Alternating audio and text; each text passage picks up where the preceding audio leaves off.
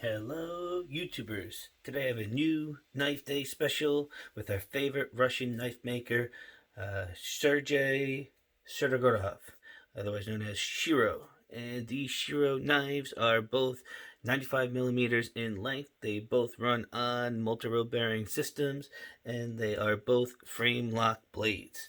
Uh, in addition to that, they are both NL series knives. NL referring to inlay, and you're going to say, Joe, that's a Hattie.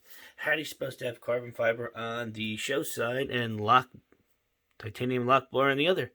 It does, but with this NL, it means it's an inlay, and as you can see, there is a carbon fiber inlay on the lock side, which is certainly interesting when you think about how slim and how light the Hattie is versus the F95RNL, which has titanium on both sides, or the F3NS, which is carbon fiber all the way around.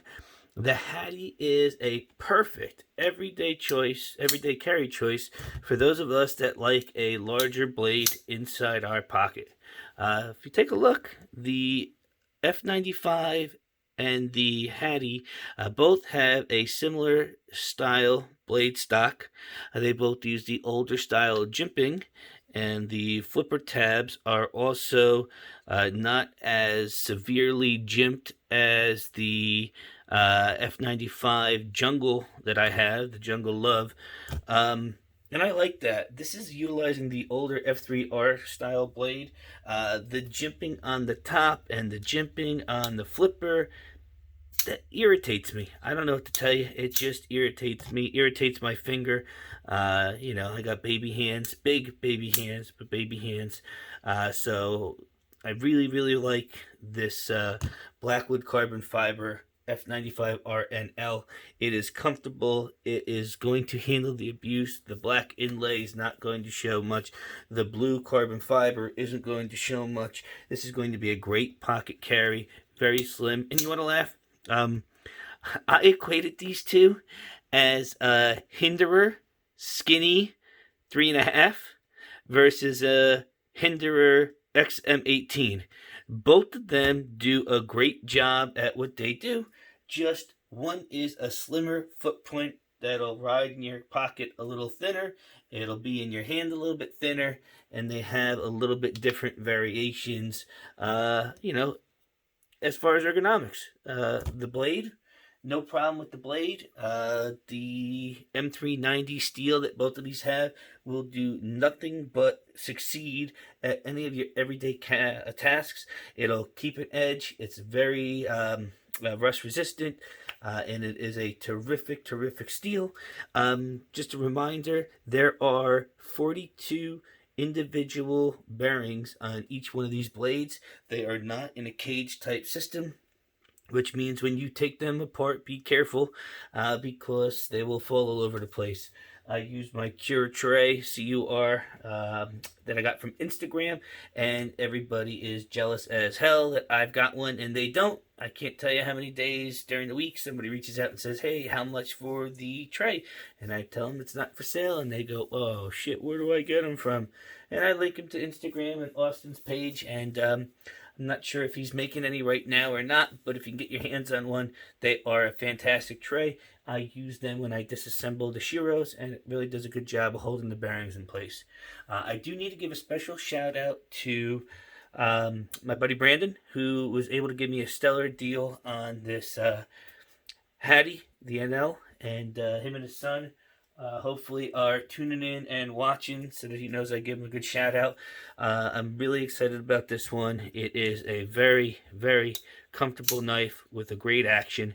And something I want to touch upon that Brandon did a great job of illustrating for me. I like to ride the lock bar, which is why everybody that watches this channel knows that my F3NS is one of my favorite knives. Between these two, the tuning of the detent, I guess you could say, is a little on the loose side. I think I was able to get this one to fly open the other day, just slightly. So the pressure on the lock bar is not as intrusive to the deployment as the Jungle F95 that I had previously. Or the other Hattie that I had. The other Hattie was abysmal. I couldn't open that thing worth crap. I mean, I would be all up over that lock bar and couldn't get it to snap. I don't know if that's just me getting better with frame locks and flippers, the hand placement, knowing when to put pressure, when not to do pressure. But regardless, however that is, this Hattie is fantastic. You can't find them. I haven't. Maybe one or two on Facebook in the last year and a half have come up. When my buddy Brandon gave me the opportunity, I jumped all over it, and I'm so excited to get one.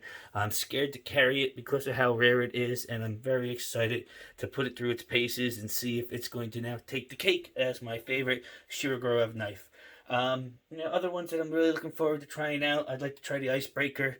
But titanium on the front side scales doesn't really do anything for me because you're going to get it beat up, and nobody wants to spend all that money on a Shirogorov knife that's going to get beat up. The jungle inlay, I'm telling you, if you can find one in the Arctic or some of the other colors that they have, that is a fantastic knife that's going to hold up to the abuse.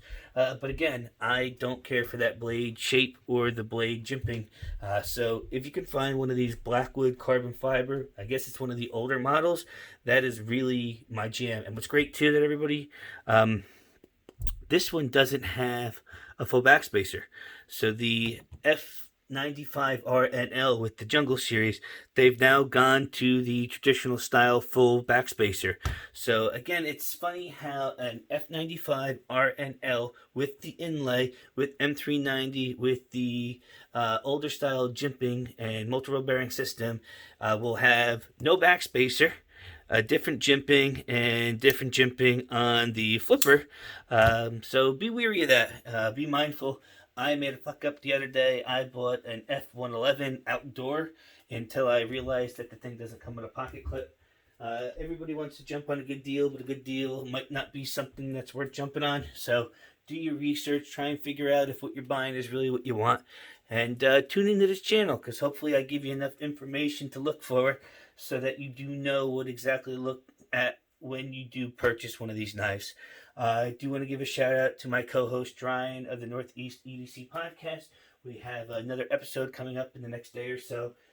Make sure that you tune in and like, subscribe, and comment. And we're very interested to hear all about what your feedback is on it, what you want us to review on the channel, and what is in your pocket. So again, like, subscribe, comment, and don't be afraid to reach out. Thanks.